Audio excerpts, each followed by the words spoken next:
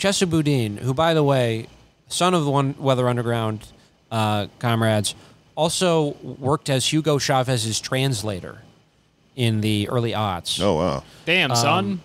He comes from a tradition of San Francisco district attorneys who are quirked out white boys goated with the sauce. He's not the only one, apparently. There was a man, Terrence Hallinan, who was district attorney in the 90s, he was the son of a Progressive Party candidate, third-party candidate in 1952. And he apparently was involved in the anti-war movement in the 60s and like the free speech movement. He was arrested with Bertrand Russell, campaigning for nuclear disarmament. He was part of Student Nonviolent Coordinating Committee. Was there in the Freedom Summer. He's gotten arrested a bunch of times. He was even he helped start in San Francisco the W.E.B. Du Bois Club, which supported the Communist Party USA. Wow. Involved in a lot of civil rights stuff. And what kind of leggings does he sell now? He's dead now, unfortunately, so not very pleasant ones. Can't buy leggings from a dead man. And this was a real dude, and he apparently shot up heroin with Janis Joplin. How does all this information get out and then you still get elected as DA?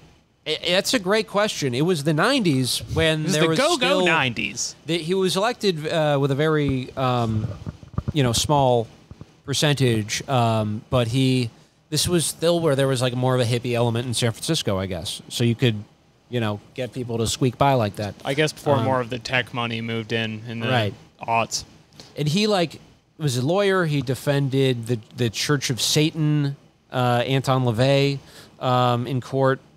Defended the Diggers, and he gets elected in the 90s, and there's always been that tension we were just speaking of earlier in San Francisco, and there was a law against giving homeless people food, which he opposed. Like a don't feed the seagulls bill? Exactly. For human beings? Basically. And he not only opposed it, but he broke it with Food Not Bombs. So as the DA, he went and handed out food with Food Not Bombs. Oh, cool. So he is against capital punishment. It's kind of quirked up in a way. Does not want to prosecute sex workers. All this stuff.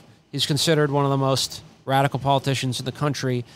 He narrowly squeaks by re-election in 1999. Oh, and there's a great story I should mention, too. Okay. Where he... let's see if I can find this. So he was a boxer. He actually sparred with Muhammad Ali. Wait, who is this again?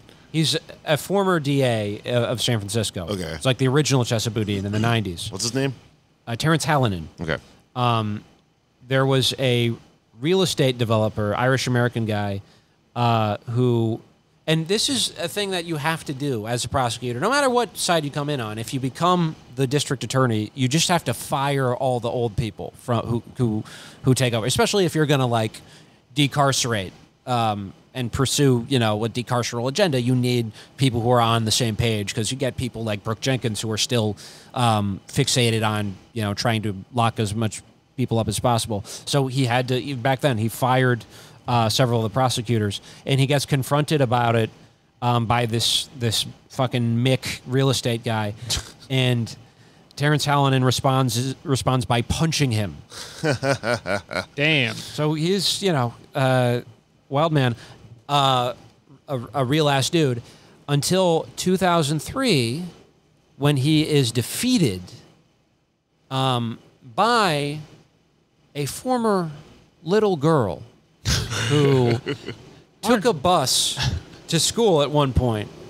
I can't wait to hear. You know who this little girl is? She's a former little girl who took a bus to a desegregated school, and that little girl was Vice President Kamala Harris.